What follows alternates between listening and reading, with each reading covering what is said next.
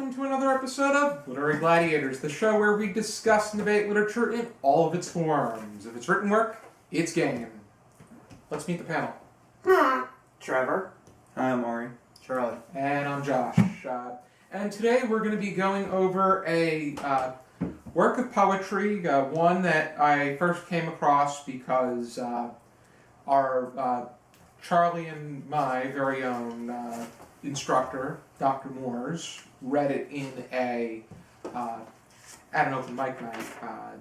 And we've been looking to go over this since season 2. And that is Wild Geese by Mary Oliver.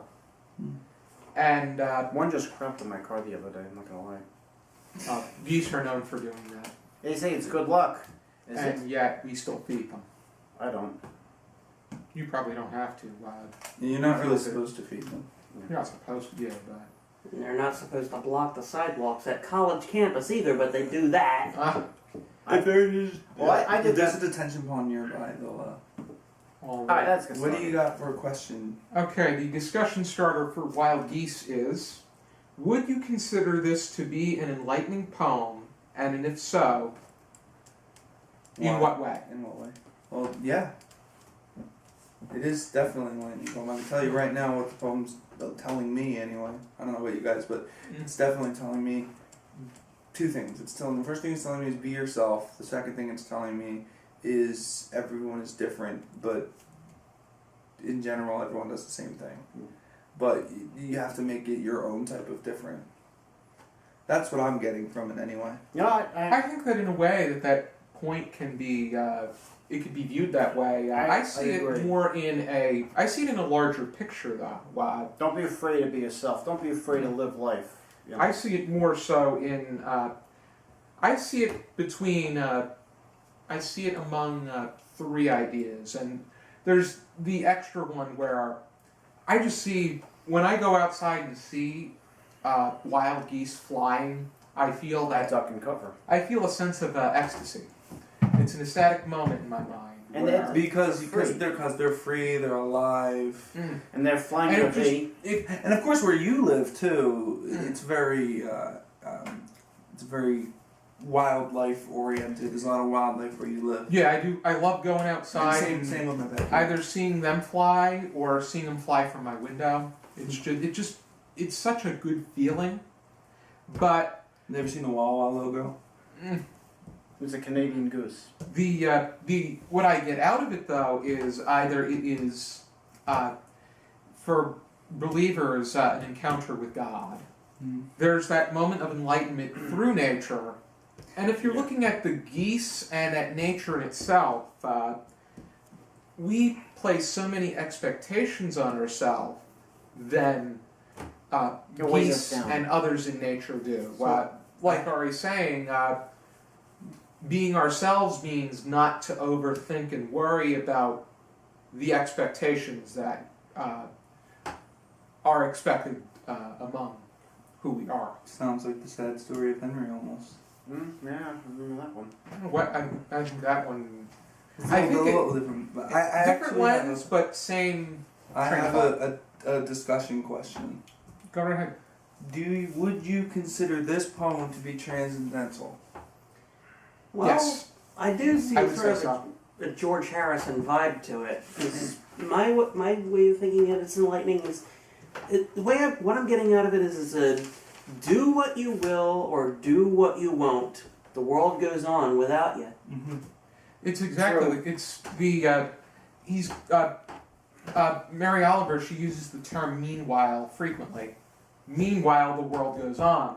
Meanwhile, the sun and the clear pebbles of the rain are moving across the landscapes. They're not thinking. Yeah. They're just Doing what moving. Yeah. Meanwhile, the wild geese, high in the clear, clean blue air, are heading home again.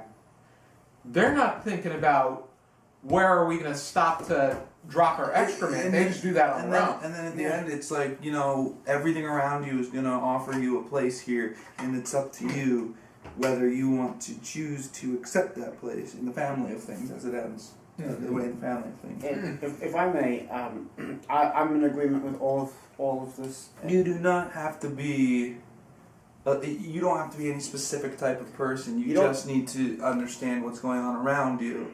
Mm-hmm. You don't have to fit to society's standards. Bingo. Mm-hmm. I called it for no, anyway. But like I said, if I may, you know, especially now it's the summertime. Everyone's off from school, but going back to school, it's that. Actually, it's not summer. Well, whatever. It's getting there. Whatever.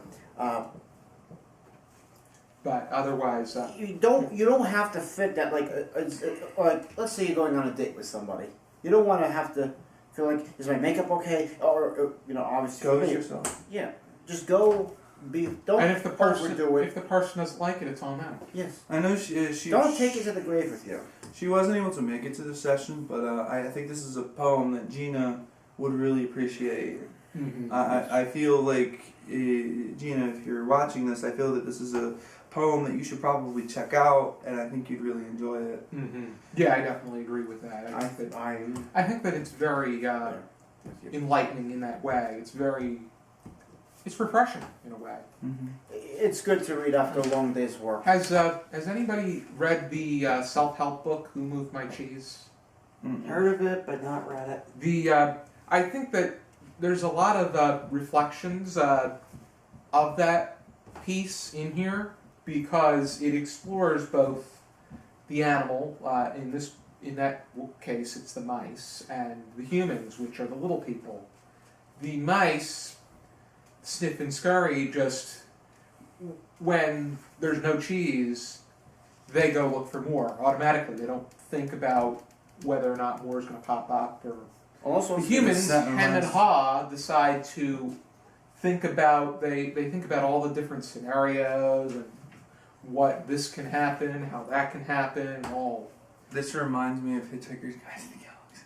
it's just exactly. It's very naturalistic in that way. Yeah. We set a lot of expectations Standards, yeah. for ourselves and for other Because people. we're more intelligent, we have to. But do you really have to? Do you have to? Well, more than I mean, mouse. well, yeah. obviously, yeah, but All they more care than each about other. is Yeah. More survival. than each other, no. let's basically what it boils down to, and I can, and as a life scenario, is let's say I'm hiring somebody for a position. I want that person to be the most qualified for that position, obviously, as all of us would want. But also, let's say that person has a couple tattoos and they have the piercings. Let's strip all of that because Well, those are exterior. jobs and Yeah, but I'm getting judgmental that's what I'm saying. elements. I know a guy who has like 10 tattoos and he's the nicest guy ever, and I know a guy, I know many people who don't have any tattoos and they're the meanest people in the world. And that's what I'm trying to say.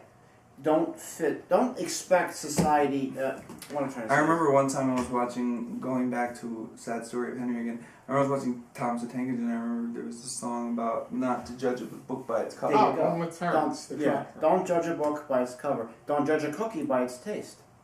Not all cookies are round. Don't judge a book. One moment. Should I? Please. Oh, not those kind. Oh, even better. Why are we...